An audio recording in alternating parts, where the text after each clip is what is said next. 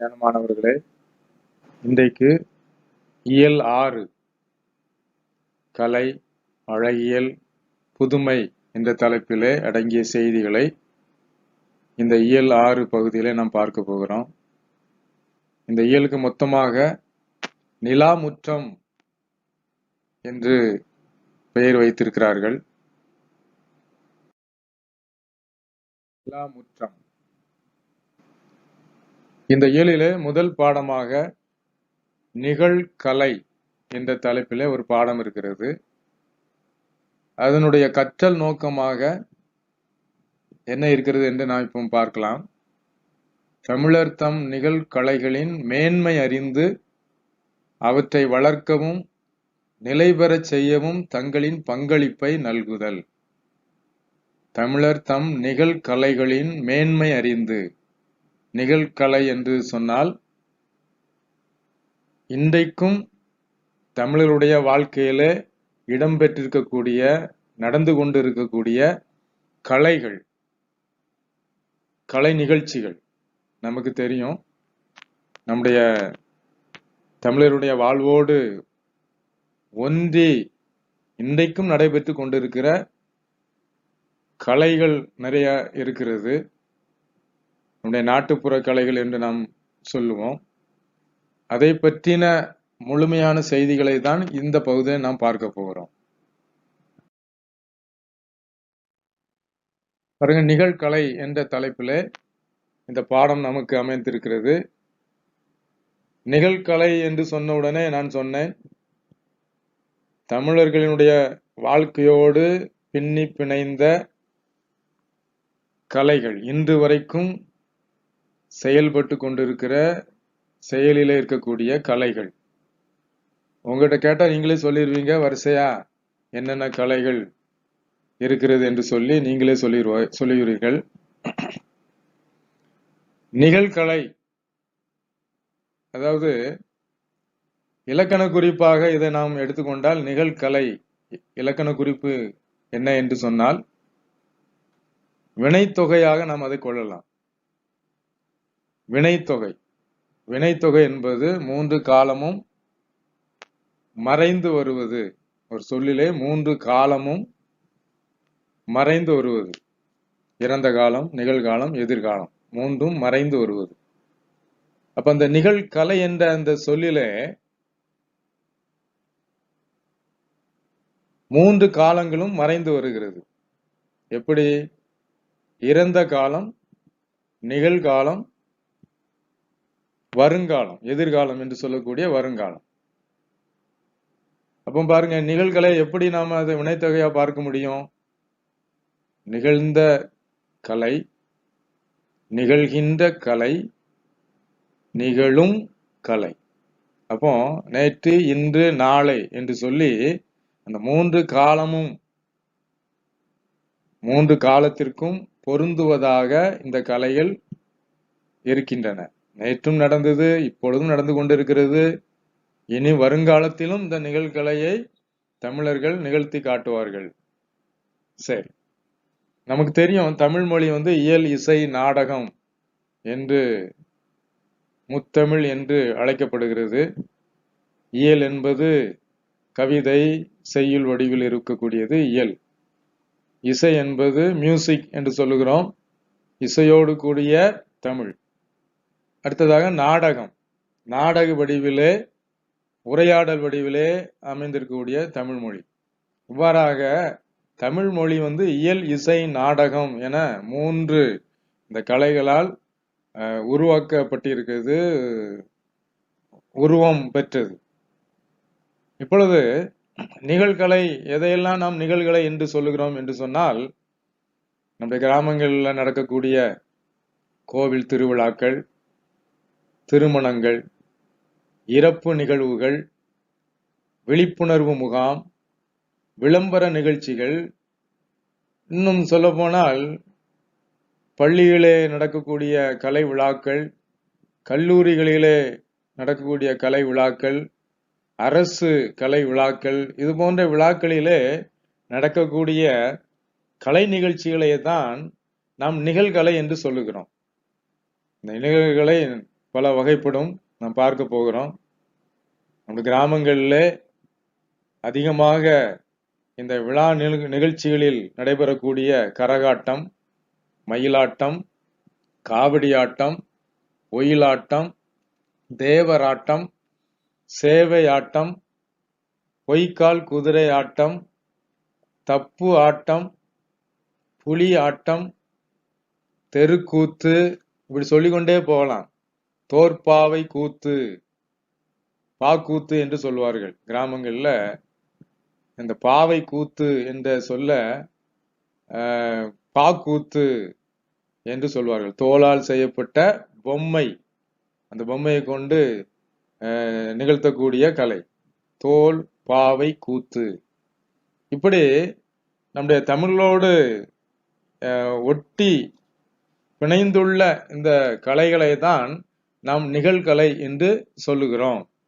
இந்த நிகழ்கலை மனிதனை எவ்வாறு மகிழ்ச்சிக்கு உள்ளாக்குகிறது என்று சொன்னால், அது ஒரு பொழுதுபோக்காகவும் அமைகிறது, கண்ணுக்கு இனிமையான காட்சியாகவும் சிந்தைக்கு கருத்துகளையும் தருவனவாக அமைந்திருக்கின்றன. பாருங்க, இதுல வரக்கூடிய இந்த நிகழ்கலைகளில் வரக்கூடிய ஆடல், பாடல், இசை, நடிப்பு, ஒப்பனை, உரையாடல் இவையெல்லாம் பொழுதுபோக்குவதற்கு மட்டுமல்ல, ஒரு சமூக பண்பாட்டு கருத்துக்களை எடுத்து சொல்லக்கூடிய ஒரு கருவூலமாகவும் இது இந்த நிகழ்கலைகள் விளங்குகின்றன என்று சொன்னால் அது மிகையாகாது. இப்பொழுது நாம் ஒன்றொன்றா பார்க்க போகிறோம். பாருங்க, இந்த நிகழ்கலைகள்லாம் எதை நமக்கு எடுத்து உரைக்கின்றன என்று சொன்னால், அந்த காலத்திலிருந்து, பழங்காலத்திலிருந்து அந்த பழந்தமிழ் மக்களினுடைய கலை, அழகியல், புதுமை ஆகியவற்றினுடைய அந்த செய்திகளை எல்லாம் நம்ம அறிந்து கொள்வதற்கு, பழங்காலத்துல மக்கள் எப்படிலாம் வாழ்ந்தாங்க, எப்படிலாம் கலை நிகழ்ச்சிகள் நடத்தினாங்க, எப்படி வாழ்க்கையை அழகுபடுத்தினார்கள். அழகுபடுத்துவது என்பது வீட்டை மாத்திரமல்ல, ஊரை மாத்திரமல்ல, தங்களையே, மனிதர்கள், தமிழர்கள் தங்களையே அழகுபடுத்தக்கூடிய அந்த அழகியல் தொழில்நுட்பத்திலும் அவர்கள் சிறந்து விளங்கினார்கள் என்று நாம் இலக்கியங்கள்ல நம்ம படிக்க முடியும். பாருங்க, பழந்தமிழ் மக்கள் கலை, அழகியல், புதுமை இந்த செய்திகளை நாம் அறிந்து கொள்வதற்கு இந்த நிகழ்கலைகள், நிகழ்த்தப்படும் கலைகள் நமக்கு துணை செய்கின்றன. இப்போ முதலாவதாக ஒன்றா நாம் பார்க்க போகிறோம் கரகாட்டம். கரகாட்டம் என்று சொன்ன உடனே நமக்கு நன்றாக தெரியும். கரகாட்டத்தை பற்றி நான் சொல்லி தெரிய வேண்டியதில்லை உங்களுக்கு. கிராமங்களிலே, விழா காலங்களிலே, எல்லா இடங்களிலும் நிகழ்த்தக்கூடிய ஒரு நிகழ்கலை தான் இந்த கரகாட்டம். இந்த கரகாட்டத்திற்கு மற்ற வேறு பெயர்களும் இருக்கிறது.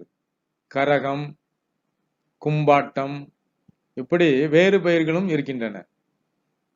நமக்கு தெரியும், ஒரு கரகாட்டம் ஆடுகிற ஒரு நபர் தலையில ஒரு பித்தளை செம்பையோ அல்லது ஒரு சிறிய குடத்தையோ தலையில வைத்து கொண்டு தாளத்திற்கு ஏற்ப ஆடுவார்கள். இதைத்தான் நாம் கரகாட்டம் என்று சொல்லுகிறோம். முந்தைய காலங்கள்ல பாத்தீங்கன்னா ஆணும் பெண்ணும் சேர்ந்து ஆடுவது இன்றைக்கும் ஆடுகிறார்கள். முந்தைய காலங்களிலிருந்தே ஆணும் பெண்ணும் சேர்ந்து இந்த கரகாட்டம் ஆடுவது வழக்கமாக இருந்தது. தற்பொழுது பாத்தீங்கன்னா ஒரு ஆண் பெண் வேடம் போட்டுக்கொண்டு, ஒரு ஆண் பெண் வேடம் இட்டுக்கொண்டு கரகாட்டம் ஆடுவது இந்த காலத்தில் நடைபெற்று கொண்டிருக்கிறது. நாம் நேரடியாக பல சம்பவங்களிலே நாம் அதை பார்த்திருக்க முடியும்.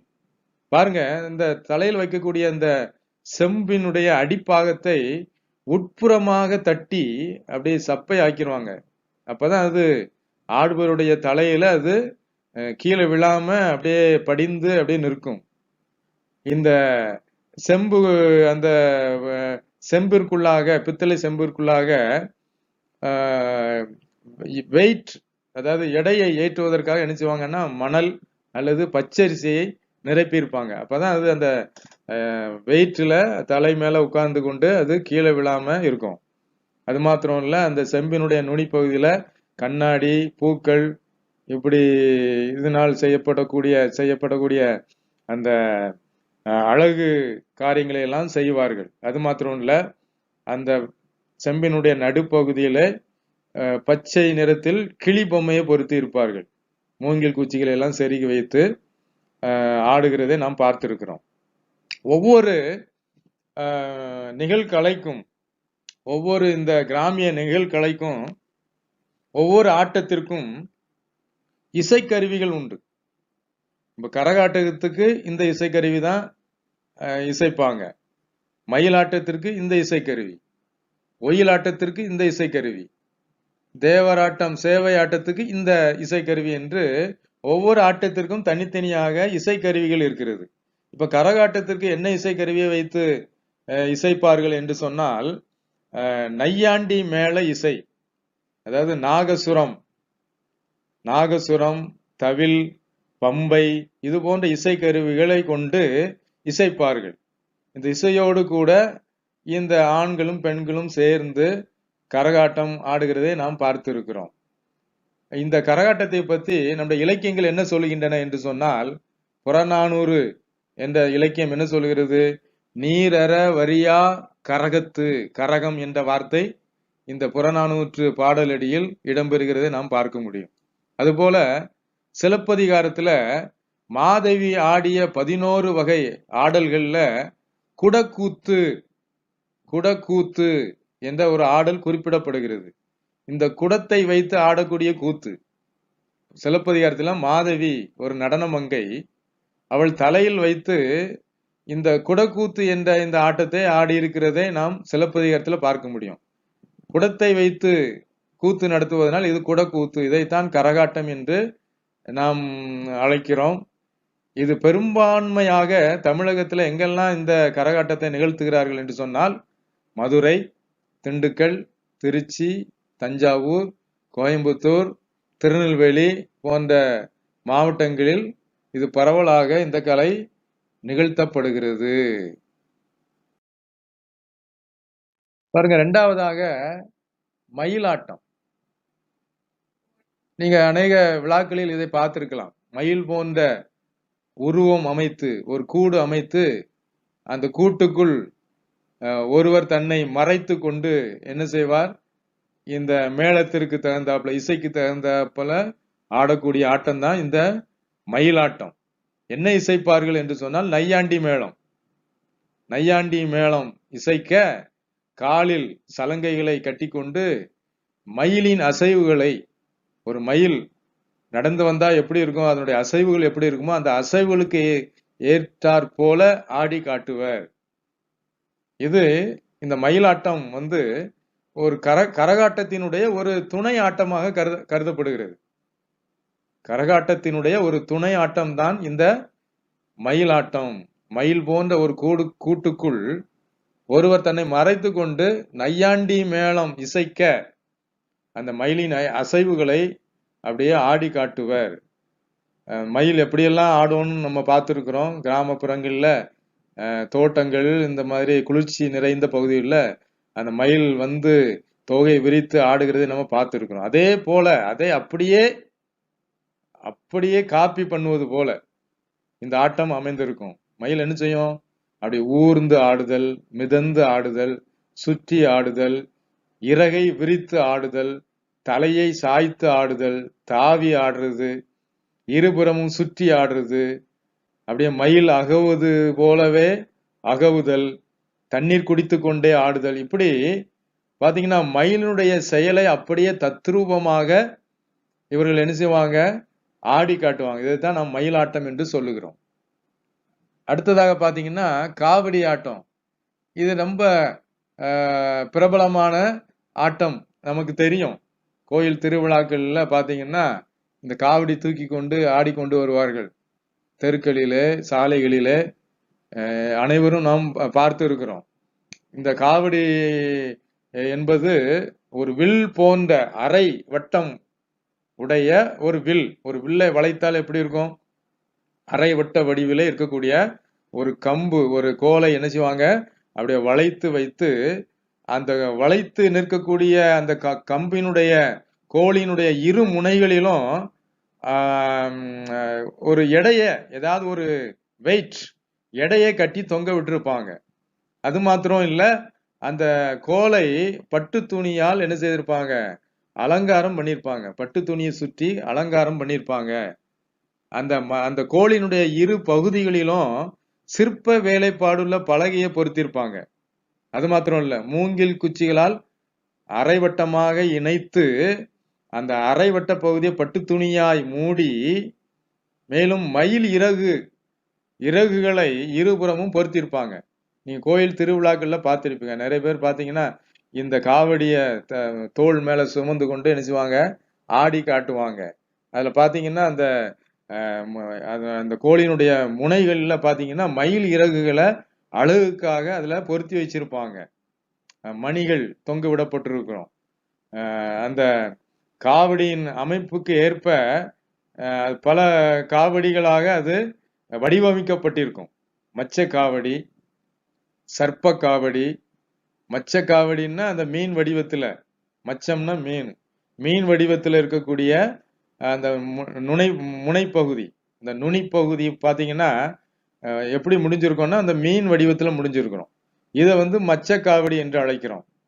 அடுத்தது சர்ப்ப காவடி. சர்ப்பம்னா பாம்பு உருவத்துல அந்த காவடியினுடைய நுனிப்பகுதி அமைந்திருக்கும். இது சர்ப்ப காவடி. அடுத்து பூக்காவடி, பூக்கள் போல வடிவமைக்கப்பட்டிருக்கும். அடுத்து தேர்காவடி, தேர் போல அமைக்கப்பட்டிருக்கும். அடுத்து பறவை காவடி, பறவை போல அந்த கோழியினுடைய நுனிப்பகுதி அமைக்கப்பட்டிருக்கும். இப்படி பல வகையாக அந்த காவடியை அமைத்து இந்த காவடி ஆட்டத்தை ஆடுவார்கள். இது பெரும்பாலும் எங்கெல்லாம் ரொம்ப அதிகமாக நடைபெறுகிறது என்று சொன்னால் இலங்கை, மலேசியா, தமிழ்நாடு, நம்ம வாழக்கூடிய தமிழ்நாடு, அது மாத்திரம் இல்ல, இடம்பெயர்ந்த தமிழர்கள் வாழக்கூடிய எல்லா நாடுகளிலும் இந்த காவடி ஆட்டம் விழா காலங்களில் ஆடப்படுகிறது. அடுத்ததாக பாத்தீங்கன்னா ஒயிலாட்டம். ஒயில்னா என்ன? ஒயில் என்று சொன்னால் அப்படியே என்ன சொல்றது, அதை ஒரு உயர்த்தி, ஒரு தலையை அப்படியே நிமிர்த்தி ஒரு கம்பீரத்துடன் ஆடும் ஆட்டம் தான் ஒயிலாட்டம். ஒயில் என்றால் கம்பீரம். ஒயிலா நடந்து வரான்னு சொல்றோம்ல, அவன் நடந்து வர்றது ஒயிலா நடந்து வரான் அப்படின்னு சொல்லுவாங்க. ஒயில் என்றால் ஒரு கம்பீரத்துடன் நடந்து வருவது. அப்போ ஒயிலாட்டம் என்றால் கம்பீரத்துடன் ஆடும் ஆட்டம். இது பாத்தீங்கன்னா ஒரு நபர் அல்லது இரு நபர்கள் ஆடக்கூடிய ஆட்டம் கிடையாது. இது குழுவாக சேர்ந்து ஆடக்கூடிய, இது குழு ஆட்டம். ஒரு 4 பேர், 5 பேர், 6 பேர், 10 பேர் சேர்ந்து ஆடக்கூடிய குழு ஆட்டம் இந்த ஒயிலாட்டம். இந்த ஒயிலாட்டம் ஆடக்கூடியவர்கள் என்ன செய்திருப்பாங்கன்னா, ஏதாவது ஒரு நிற துணியில முண்டாசு போல தலையில கட்டியிருப்பாங்க, காலில் சலங்கை அணிஞ்சிருப்பாங்க, அந்த கையில ஒரு சிறு துணிய, ஒரு நிறம் பொருந்திய சிறு துணிய அப்படியே கையில அசைச்சு கொண்டு வீசிக்கொண்டு என்னச்சுவாங்க, கம்பீரத்துடன் ஒயிலாக ஆடும் ஆட்டம் தான் இந்த ஒயிலாட்டம். பாடலினுடைய உணர்ச்சிக்கு ஏற்ப, இசைக்கு ஏற்ப, சந்தம்னா ஓசை, இசைக்கு ஏற்ப அந்த ஆட்டத்தினுடைய இருக்கும். மாறி மாறி ஆடுவாங்க இசைக்கு ஏற்ப. பாருங்க, இந்த ஒயிலாட்டத்தை 2 வரிசையாக நின்று ஆடுவாங்களாம். 2 வரிசையாக நின்று கொண்டு என்ன செய்வாங்க, ஒருவருக்கு ஒருவர் இடம் விட்டு விலகி நின்று ஆடும் இந்த ஆட்டம் தான் ஒயிலாட்டம். பாருங்க, இந்த ஒயிலாட்டம் பெரும்பாலும் ஆண்கள் தான் ஆடக்கூடிய வழக்கம் இருந்து வருகிறது. பெரும்பான்மையா ஆண்கள் தான் ஆடுவாங்களாம். இந்த ஒயிலாட்டத்தினுடைய இசைக்கருவி என்ன என்று சொன்னால், தோளால் கட்டப்பட்ட குடம், தவில், சிங்கி, டோலக், தப்பு போன்ற இசைக்கருவிகள்.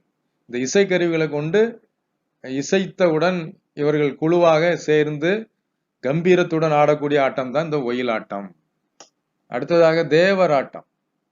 பாருங்க, தேவர்கள் ஆடக்கூடிய ஆட்டம். வானத்துல இருக்கக்கூடிய தேவர்கள், ஏஞ்சல்ஸ் சொல்றோம்ல, தேவர்கள் ஆடக்கூடிய ஆட்டம், தேவர்களை போல ஆடக்கூடிய ஆட்டம்.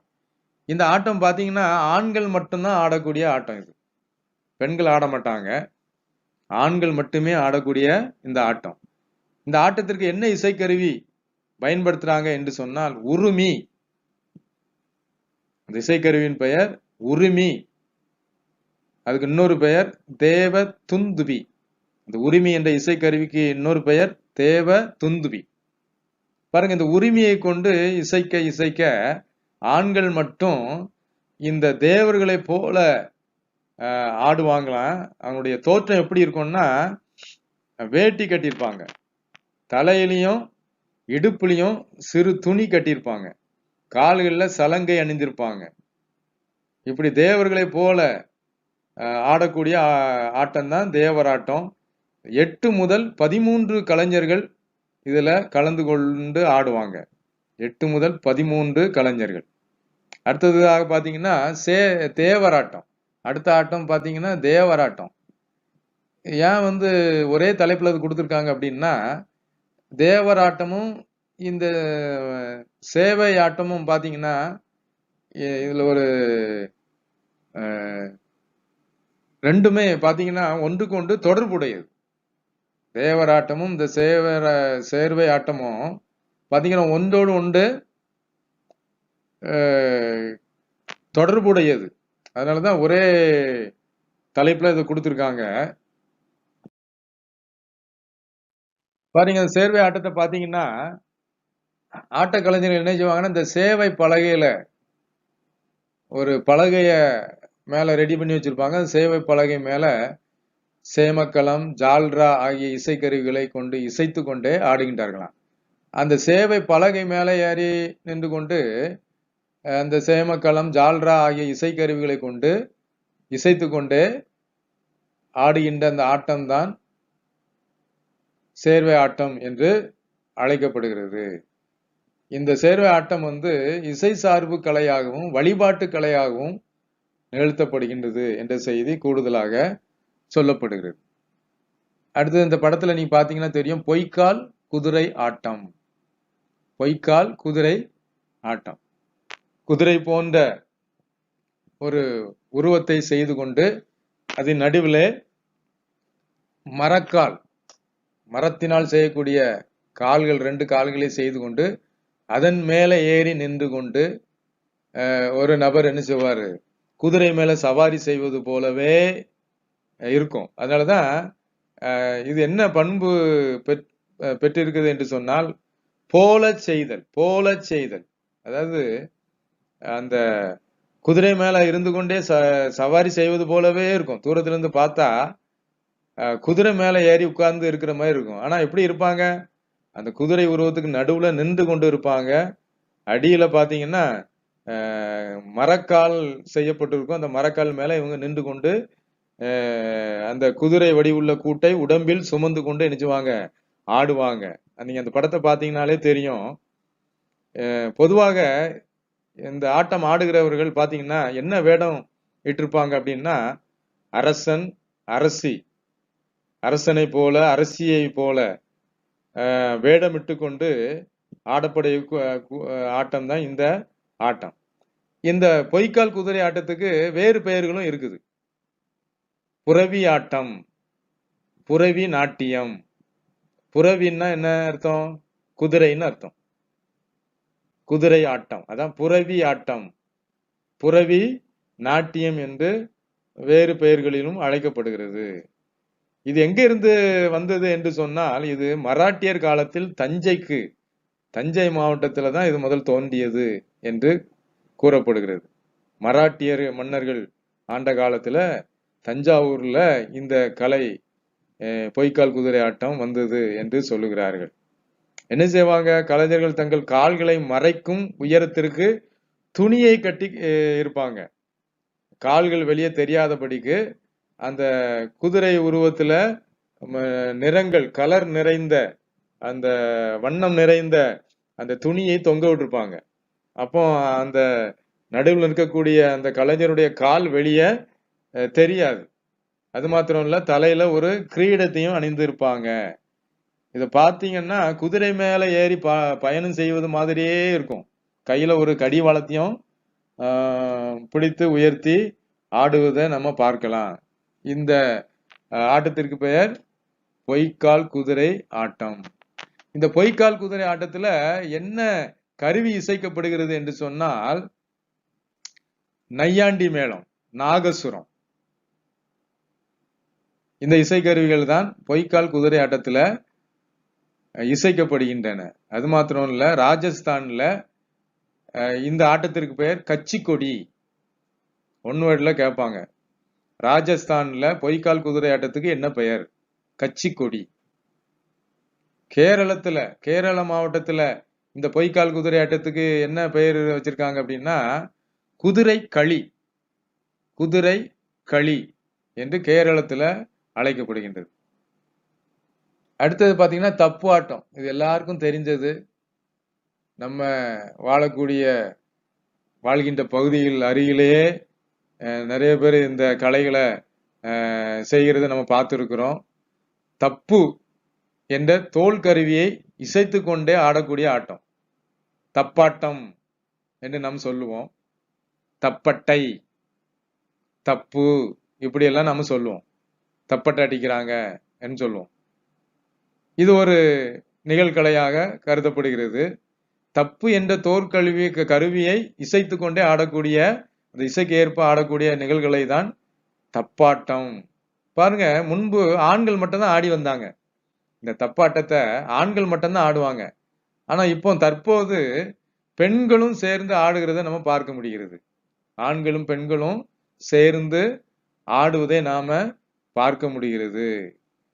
பாருங்க, இது பெரும்பான்மையா கோவில் திருவிழாக்கள், திருமணம், இறப்பு நிகழ்வு, விழிப்புணர்வு முகாம், விளம்பர நிகழ்ச்சி, அரசினுடைய அறிவிப்புகள், கிராமத்துல அறிவிக்கிற அந்த அரசு சார்ந்த அறிவிப்புகள், இதற்கெல்லாம் இந்த தப்பு என்ற கருவியை பயன்படுத்துறாங்க.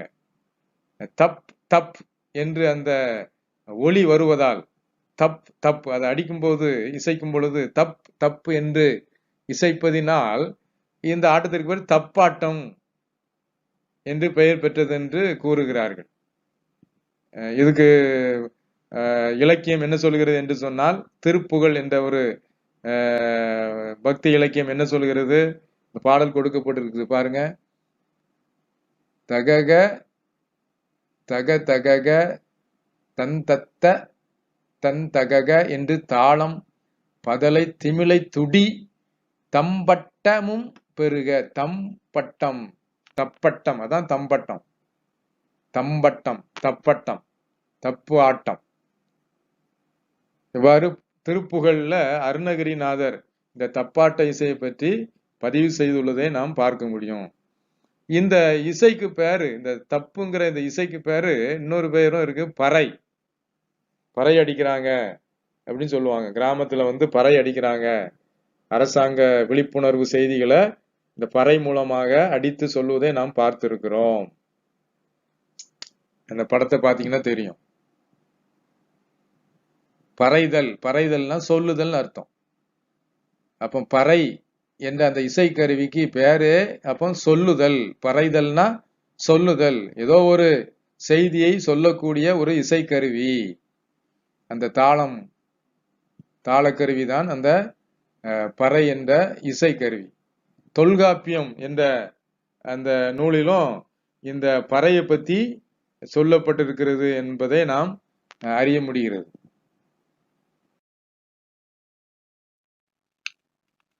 பாருங்க, இந்த தப்பாட்டத்தை கூடுதலாக நாம் பார்க்க முடியும். நிகழ்த்தப்படும் சூழலுக்கு ஏற்ப, இசைப்பு முறைகளுக்கும் ஏற்ப ஆட்ட முறைகளும் என்ன செய்கின்றன? வேறுபடுகின்றன. வட்டமாக ஆடுதல், 2 வரிசையாக எதிர் எதிர் திசையில் நின்று ஆடுதல் நம்ம பார்த்திருக்கிறோம் அநேக நிகழ்ச்சிகள்ல. அனைவரும் நேர் வரிசையில் நின்று ஆடுதல், குதித்து குதித்து ஆடுதல், உட்கார்ந்து எழுதல், நடையாட்டம் என்று பல வகையான ஆட்டக்கூறுகளை இந்த கலைஞர்களிடம் நாம் பார்க்க முடியும். சரி, அடுத்தது பாத்தீங்கன்னா, படத்தை பாத்தீங்கன்னா தெரியும், புலி ஆட்டம். புலி போன்ற வேஷம் போட்டுக்கொண்டு புலியாட்டம். அதாவது புலி என்றால் புலி எதற்கு அடையாளம்? வீரம், வீரத்திற்கு அடையாளம். அப்போ வீரத்தை சொல்லும் ஒரு ஆட்டம் புலியாட்டம். இதுல எத்தனை பேர் ஆடுவாங்கன்னா ஒருத்தர் அல்லது 2 பேர், அதற்கு மேல ஆட மாட்டாங்க. ஒருத்தர் அல்லது 2 பேர். தமிழ் மக்களுடைய வீரத்தை சொல்லும் கலையாக இருப்பதுதான் இந்த புலியாட்டம்.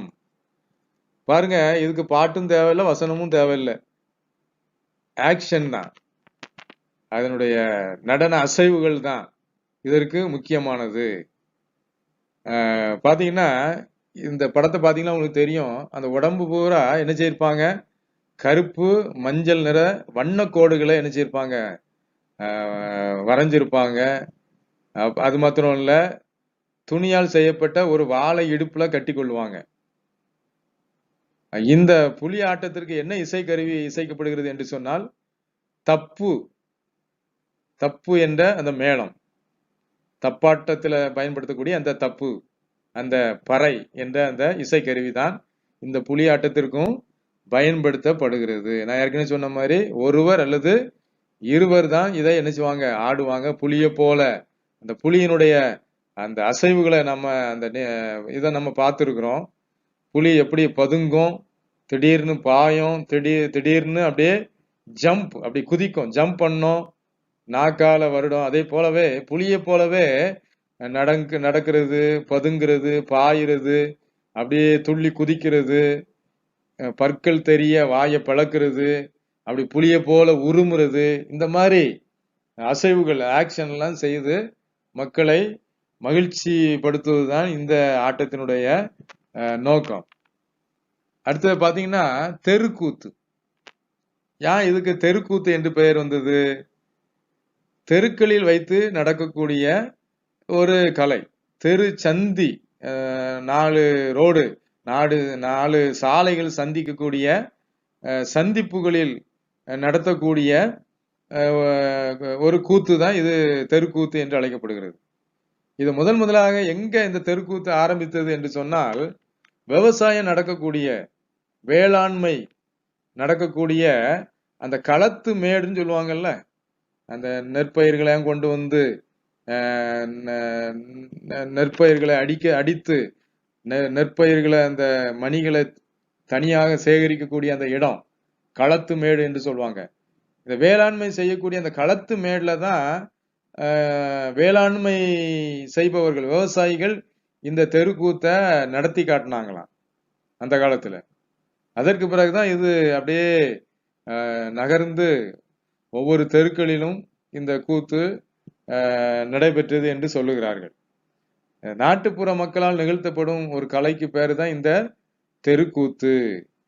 கூத்து இசையுடன் கூடிய உடல் அசைவு தான் இதுக்கு முக்கியம். அந்த இசைக்கு தகுந்தாப்புல இந்த தெருக்கூத்து ஆடுறவங்க நினைச்சுவாங்க, தங்களோட உடலை அப்படியே வளைத்து ஆடுவார்கள். இந்த படத்தை பார்த்தீங்கன்னா தெரியும், இந்த தெருக்கூத்து ஆடுறவங்க அந்த எப்படியெல்லாம் மேக்கப் பண்ணியிருக்காங்க பாருங்க, எப்படியெல்லாம் ஒப்பனை பண்ணியிருக்காங்கன்னு பாருங்க. ஒரு திறந்த வெளியில ஒரு தெருவில் நின்று கொண்டு ஆடை அணிகலன்கள் எல்லாம் ஒப்பனை எல்லாம் செய்து கொண்டு, இதை போல இந்த படத்தில் இருப்பதை போல ஒப்பனை செய்து கொண்டு நடத்தப்படக்கூடிய ஆட்டம் தான் இந்த தெருக்கூத்து ஆட்டம். இது பாத்தீங்கன்னா இந்த ஆட்டம் எப்படி இருக்கும் அப்படின்னா ஒரு கதையை சார்ந்து இருக்கும். ஒரு கதையை சார்ந்து இருக்கும். ஒரு கதையை சொல்லி இசையோடு கூட வசனம், ஆடல், பாடல், மெய்யின்னா உடல், மெய்ப்பாடு, மெய்யினுடைய அசைவு, மெய்ப்பாடு ஆகியவற்றை ஒருங்கிணைத்து வழங்கக்கூடியதுதான் இந்த தெருக்கூத்து. ஆடுறவங்க ஆடிட்டே இருப்பாங்க, பக்கத்துல ஒரு குழு இருந்து கொண்டு நினைச்சுவாங்க, வசனம் பேசிக்கொண்டு ஆடல் பாடல் பாடிக்கொண்டு அந்த ஆட்டத்துக்கு தகுந்தாப்புல இவங்களும் பாடுவாங்க, இவங்க பாடல்களுக்கு தகுந்தாப்புல அவங்களும் நினைச்சுவாங்க ஆடுவாங்க. இது கோயில் திருவிழாக்கள்ல அதிகமாக நம்ம பார்க்க முடியும். திரௌபதி அம்மன் வழிபாட்டுல இது முக்கியமாக இது நிகழ்த்தப்படுகிற ஒன்றாக இருக்கிறது. இந்த பகுதியில் பாருங்க, யார் இவர் என்ற தலைப்பு ஒன்று இருக்கிறது. தெருக்கூத்தை தமிழ் கலையின் முக்கிய அடையாளமாக்கியவர் யார்? கீழே விடை இருக்கிறது. கூத்துப்பட்டறை ந. முத்துசாமி என்ற கலைஞாயிறு. அடுத்தது பாருங்க, நாடக கலையை மீட்டெடுப்பதே தமது குறிக்கோள் என்றவர் யார்? கூத்துப்பட்டறை ந. முத்துசுவாமி என்ற கலைஞாயிறு. ஒரு வினா மதிப்பெண்ல இதை கேட்பாங்க. நாம் படித்து கொண்டு வைத்திருப்பது நல்லது. பாருங்க, இவர் என்ன செய்தார்னா புதுவிதமான நாடகங்களை உருவாக்கினார். எப்படி? நாடகத்துல நேரடியாக இசை முறையை அறிமுகப்படுத்தினாராம். நாடகத்தோடு இணைந்த இசை. இசை தான் இன்னைக்கு காலத்துல பாத்தீங்கன்னா எல்லா கலைகளிலும் முக்கிய இடம் பெற்றிருக்குது. நாடகத்துல இசையை நேரடியாக அறிமுகம் செய்து இசையில் மாற்றங்களையும் உண்டாக்கியவர் தான் இந்த கூத்துப்பட்டறை ந. முத்துசாமி என்ற கலைஞாயிறு. இவரை பற்றிய குறிப்புகளை 2 மதிப்பெண் வினா அல்லது 3 மதிப்பெண் வினாவில் கேட்பாங்க. இந்த பெட்டி செய்தியை நாம படித்து மனதில் வைத்துக் கொள்ள வேண்டும். இவரின் நாடகங்கள் பெரும்பாலும் பாத்தீங்கன்னா சமூக அரசியல் மாற்றங்களை பேசுகின்றவனாக இருக்கிறது. இந்தியாவில் மட்டுமல்ல, உலகின் பல்வேறு நாடுகள் நகரங்களிலும் இவருடைய நாடகங்கள் நடத்தப்பட்டன. இந்திய அரசினுடைய தாமரை திரு விருதை பெற்றவர் இவர். இந்திய அரசினுடைய தாமரை திரு விருதை பெற்றவர். தமிழ்நாடு அரசின் கலைமாமணி விருதையும் இவர் பெற்றிருக்கிறார் என்பது கூடுதல் செய்தி. பாருங்க, கடைசி பகுதிக்கு வந்திருக்கிறோம். இந்த தெருக்கூத்தினுடைய இன்னும் சில கூடுதல் செய்திகளை பாருங்க. நான் ஏற்கனவே சொன்னது போல இது வேளாண்மை செய்பவருடைய ஒரு கலையாக அன்றைய காலத்தில் இருந்தது. அர்ச்சுனன் தபசு என்பது மழை வேண்டி நிகழ்த்தப்படுவதாக இருக்கிறது. இந்த கதைகளை சொல்லி பாடல் பாடி இசை இசைத்து அர்ச்சுனன் தபசு என்று சொல்லி மழையை வேண்டி நிகழ்த்தக்கூடிய ஒரு கலையாகவும் இந்த தெருக்கூத்து அமைந்திருக்கிறது. அது மாத்திரம் இல்ல, ஒரு பொழுதுபோக்கு கூறுகளை பெற்ற ஒரு கூத்தாகவும் இது இருக்கிறது.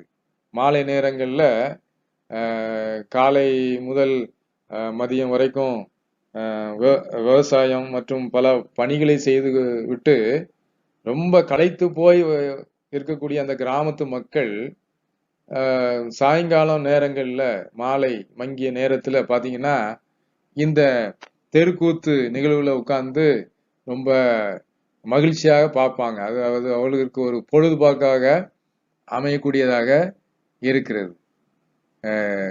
பாருங்க, அடுத்ததா பாத்தீங்கன்னா தோற்பாவை கூத்து. இது இப்பொழுது ரொம்ப அருகி போய்விட்டது. இந்த தோற்பாவை கூத்து ஒரு 30-40 வருஷத்துக்கு முன்பதாகலாம் கிராமங்கள் தோறும் தெருக்களிலே செய்யப்படக்கூடிய ஒரு கூத்து.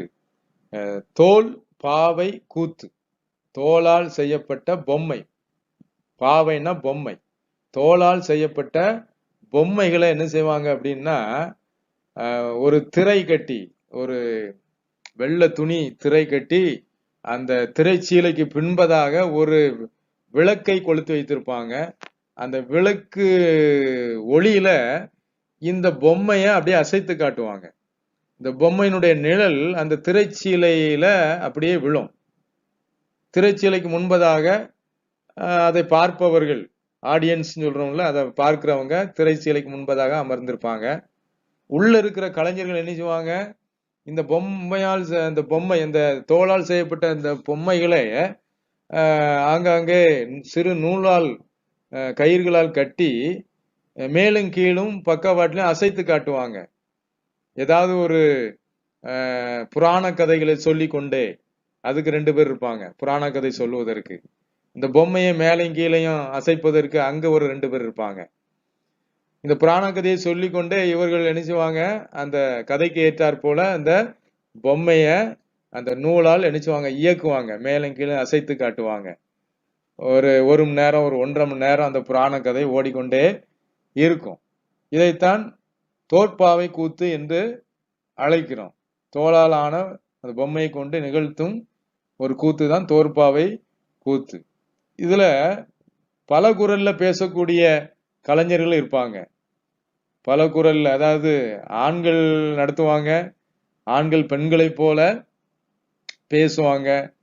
ஒரு பெண் உருவ அந்த தோல் பொம்மையை காட்டும் போது அது ஒரு பெண்ணை போல ஆண் தான் பேசுவாரு, ஆனா பெண் குரல்ல பேசுவாரு. ஒரு குழந்தைகள் போல காட்டும் பொழுது குழந்தை அந்த குரலில் பேசுவது, இப்படி பல குரலில் பேசக்கூடிய கலைஞர்கள் இதுல இடம்பெற்றிருப்பாங்க. இசை, ஓவியம், நடனம், நாடகம், பல குரலில் பேசுதல் ஆகியவை இந்த கூத்தோடு இசைந்துள்ளன, இணைந்துள்ளன. இந்த கூத்து நிகழ்த்தும் அந்த திரைச்சீலை இருக்குத, அந்த திரைச்சீலனுடைய நீளம், அகலம் ஆகியவற்றை பொறுத்து, அதனுடைய அமைப்பை பொறுத்து தான் அந்த பாவை, இந்த பொம்மையினுடைய எண்ணிக்கையும் அமையும். பெரிய ஸ்கிரீன் போட்டிருந்தாங்க அப்படின்னா அதுல நிறைய பொம்மைகளை என்ன செய்வாங்க, பயன்படுத்துவாங்க, பாவைகளை பயன்படுத்துவாங்க. இந்த பாவையின் அசைவு, உரையாடல், இசை, இது முக்கியம். இதோட இன்னொரு முக்கியம், என்ன முக்கியம், அங்க இருக்கக்கூடிய ஒரு விளக்கு, வெளிச்சம், ஒளி. அந்த ஒளியினுடைய அந்த நிழல் தான் அந்த திரையில படம். அப்போ ஒரு உருவம் அசைவது போல முன்னாடி இருந்து பாக்குறவங்களுக்கு தெரியும். இப்படி இது எங்க எப்ப இருந்து தொடங்கியது இந்த தோற்பாவை கூத்து என்று சொன்னால், இலக்கிய செய்திகள் சொல்லுகிறது சங்க காலம் முதல், அதாவது சங்க காலத்துல இருந்து 18ஆம் நூற்றாண்டு வரையான தமிழ் இலக்கியங்கள்ல காணப்படுகின்றன என்று சொல்லி நமக்கு இலக்கியங்கள் சொல்லுகின்றன. சங்க காலம் முதலே இந்த தோற்பாவை கூத்து இருக்கிறது என்று சங்க இலக்கியங்கள் நமக்கு சொல்லுகின்றன. அது மாத்திரம் இல்ல, திருக்குறள்ல கூட திருவள்ளுவர் இந்த தோல்பாவை, இந்த மரப்பாவையை குறித்து குறிப்பிட்டிருக்கிறார். அது மாத்திரம் இல்ல, திருவாசகம், பட்டினத்தார் பாடல், இதுல எல்லாம் பாத்தீங்கன்னா இந்த தோற்பாவை கூத்தை பற்றிய செய்திகள் சொல்லப்பட்டிருக்கிறது. திருவாசகம், பட்டினத்தார் பாடல்ல இந்த தோற்பாவை கூத்தினுடைய செய்திகள் சொல்லப்பட்டிருக்கிறது. இவர்கள் என்ன செய்வாங்க, இந்த கலைஞர்கள், தோற்பாவை கூத்து கலைஞர்கள் ஊர் ஊராக என்ன செய்வாங்க அப்படின்னா, ஊர் ஊராக அப்படியே போய் ஒரு கூட்டு குடும்பமாக சென்று என்ன செய்வாங்க, இந்த கலையை நிகழ்த்துவாங்க. இப்பொழுது பாத்தீங்கன்னா, தற்பொழுது இந்த தோற்பாவை கூத்தினுடைய நிலை என்ன என்று சொன்னால் கொஞ்சம் மாறுபட்டிருக்கு.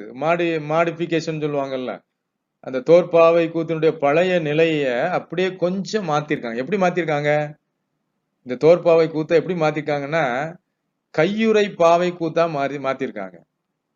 அதாவது இந்த கிளவுஸ் மாதிரி கையில அப்படியே கையுறைய மாதிரி அத கைய உள்ள விட்டு மாட்டி, அந்த கையுறையில அந்த பொம்மை வடிவம் இருக்கும். கையுறை பாவை கூத்து.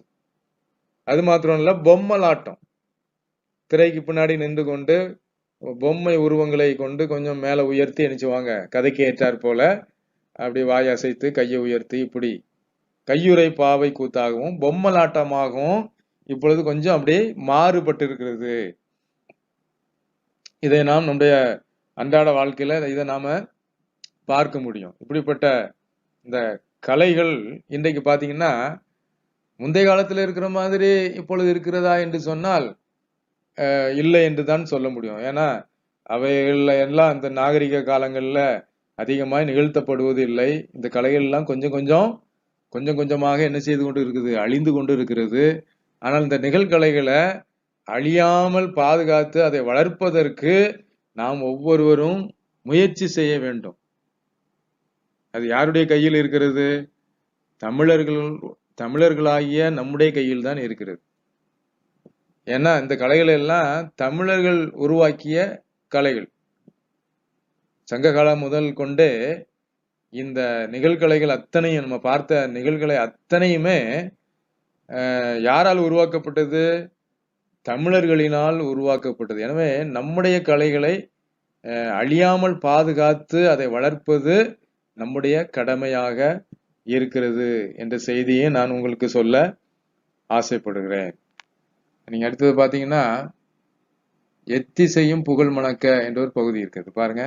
மலேசியா தலைநகர் கோலாலம்பூரில் புகழ்மிக்க பகுதியில, மலேசியா நாடு நமக்கு தெரியும், அங்க கோலாலம்பூர் அந்த நகரத்துல இன்றைக்கும் சோழன் தெரு, ராசராச சோழன் தெரு என்ற ஒரு தெரு இருக்கிறது என்று சொல்லுகிறார்கள். இன்றைக்கும் பயணப்பட்டு செல்லுகிறவர்கள் அதை பார்க்கறதை நாம் பார்க்க முடியும்.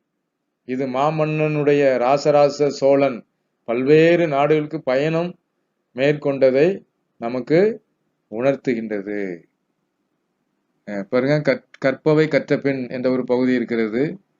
நீங்கள் அறிந்த நிகழ்கலைகளை தனியாகவோ குழுவாகவோ வகுப்பறையில் நிகழ்த்துக. உங்களுக்கு தெரிந்த நிகழ்களை, இது போன்ற இந்த ஆட்டங்கள் நம்ம சொன்னோம்ல, வரிசையா பார்த்தோம்ல, இது போன்ற உங்களுக்கு நீங்கள் அறிந்த நிகழ்கலைகளை வகுப்பறையில என்ன செய்யணுமா, அதை பேசி தெரிந்து கொள்ள வேண்டும். அடுத்து, நீங்கள் வாழும் பகுதியில் உள்ள நிகழ்கலை கலைஞர்களை நேர்முகம் இன்டர்வியூ நேரடியாக சென்று அவற்றை தொகுத்து வகுப்பறையில் படித்து காட்டுக.